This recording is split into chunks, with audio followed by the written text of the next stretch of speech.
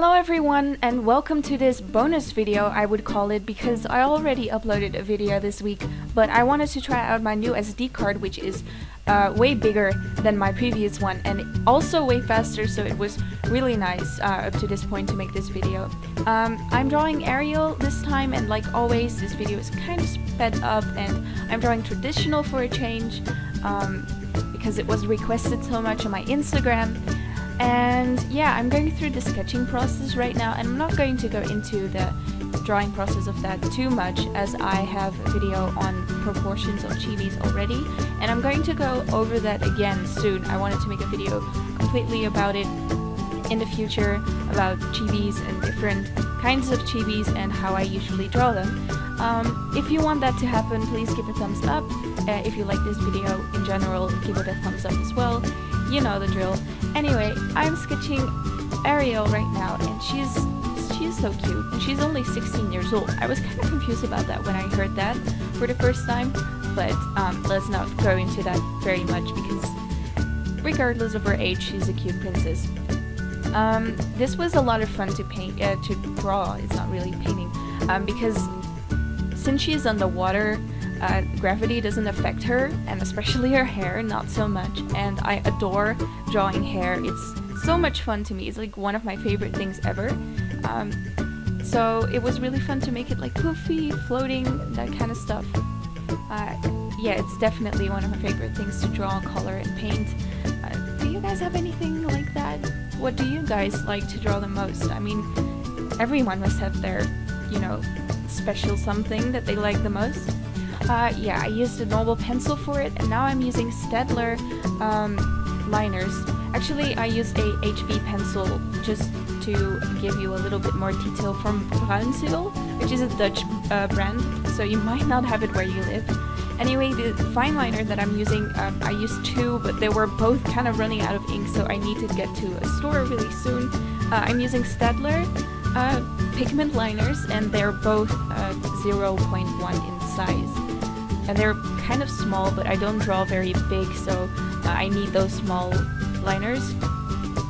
I'm going to get an even smaller one and a bigger one in the future so that I can outline, or cartoony, you know what I mean. Anyway, yeah, I'm using that to outline, and what is very important about outlining is that you let it dry completely before you erase it.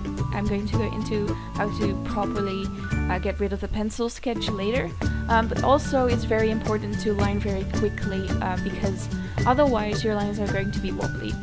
On paper you don't have the lovely stabilizer that, for example, Paint Susai has when you do line art, so it's going to be very hard, and this is why I draw a little bit smaller.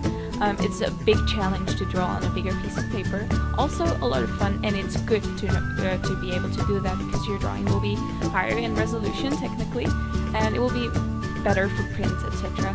But if you're just drawing a cutesy thing and you are very new to drawing, I would recommend starting a little bit smaller and drawing your lines very quickly to avoid them getting wobbly and stuff. What's also important is just, you know, make it a little more interesting than you usually would. Just outline the drawing is, well, it's just a little boring if you just straight on line it. Add some thicker lines and thinner lines throughout the drawing. For example, the eyelashes are much thicker. The outlines of the hair, like the actual outer lines of the entire drawing, I usually make a little bit thicker than the inner lines, like the detail lines, I would call them. They are much less important for the overall shape, and creating those thicker outlines will actually help draw the eye to the overall shape and composition a little bit more. It's kind of technical, but I guess you guys will understand that. Yeah, for the hair it's really important to line quickly. I made a few mistakes in the hair, but it won't matter too much since the color will cover up a lot, but yeah, you don't want that to happen too much.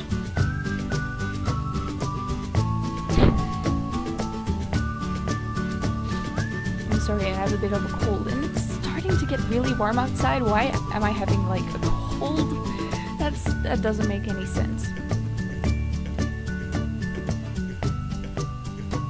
Okay, I'm now outlining the drawing a little bit more. Like I said before, I'm making the lines a little thicker, and you will definitely see the difference in it later.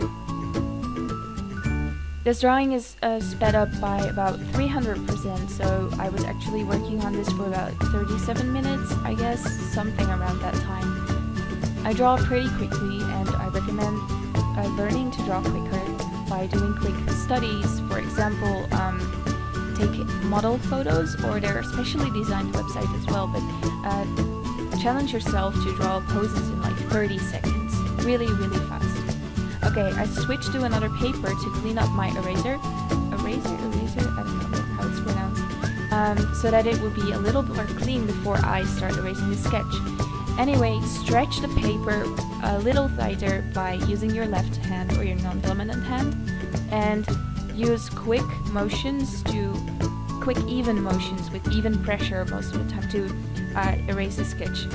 This is very important because if you are not holding the paper together, you will probably, you know, how's that called? Crease the paper, yeah.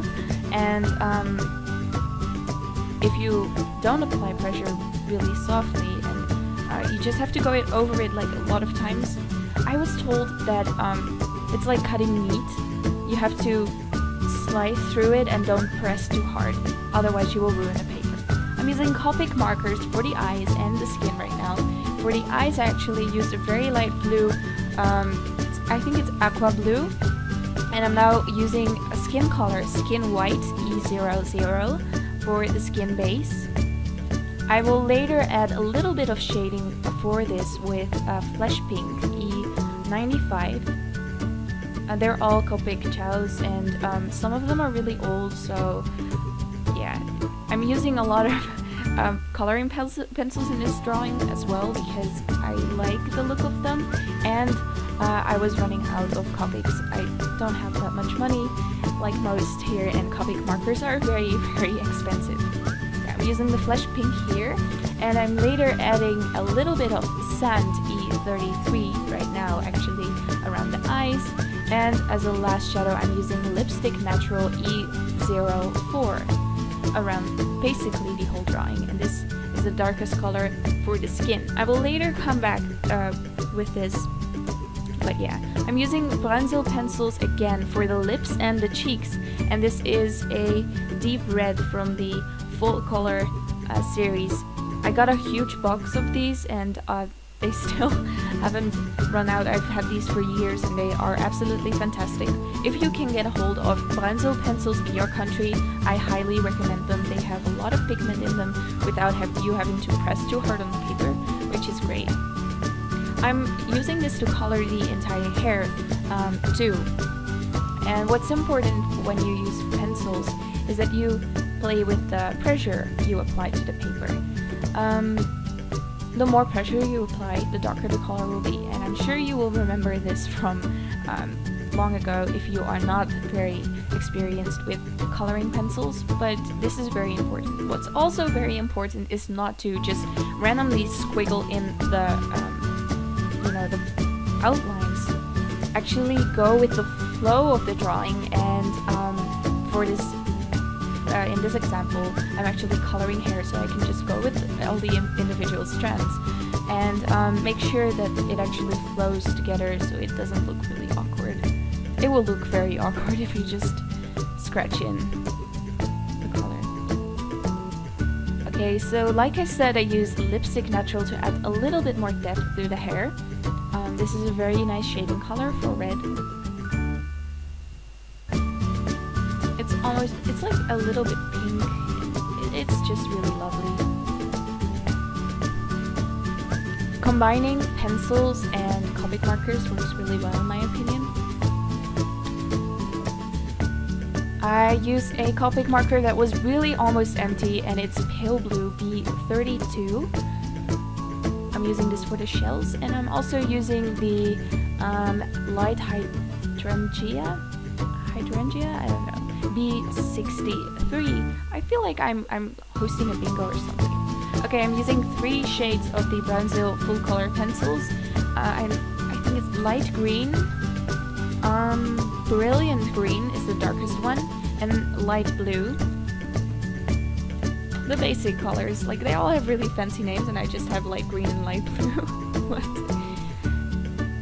And I'm using mainly the brilliant green, as it is the closest to her tail. It's not really green, it's not really blue either, so I'm using a little bit of both over the base color. Once again, I'm going with the shape that I outlined, and I'm using pressure to create darker shadows and highlights. I'm using these colors for the tail ends and the part on our hips as well. These parts are the same color but very much lighter, so you don't have to apply much pressure on here at all. Okay, I'm using my water brush by lack of a better brush right now, and I'm using white acrylic paint to create some white details, and I'm smudging these out as highlights in the hair. Using white highlights can really give that extra detail to your drawing, because just using lowlights is not enough to create a vivid image.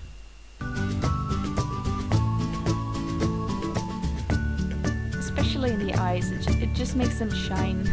You can also use a white gel pen for this, which are much easier if you're on the go, you don't have a paintbrush and a paint palette and paints with you.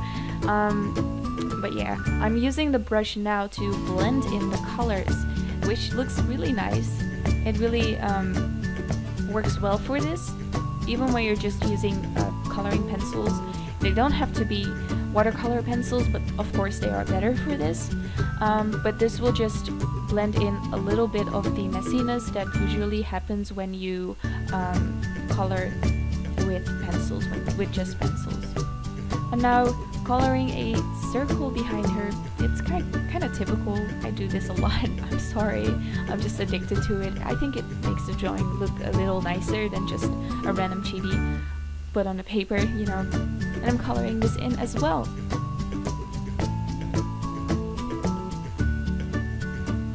Using lighter and darker pressure again. Anyway, this was the entire drawing. I hope you really liked it. I enjoyed drawing her very much. I want to draw more princesses and fan art in general in the future, so if you have any suggestions, leave it in the comments below. Also, if you enjoyed this video, please give it a thumbs up, add it to your favorites if you think it was worthy. Subscribe if you aren't a member of our subscriber family. I would call it a family, yes, because we're much closer than just, you know, followers and a YouTuber. We are a family. We are a community of artists that can struggle through the life of an artist together. Yes, join if you would like. I'm just giving you more time to press on these buttons and give me suggestions maybe. Did I forget anything? No, I didn't. Please watch my other videos, and I will see you guys in my next video soon. Bye!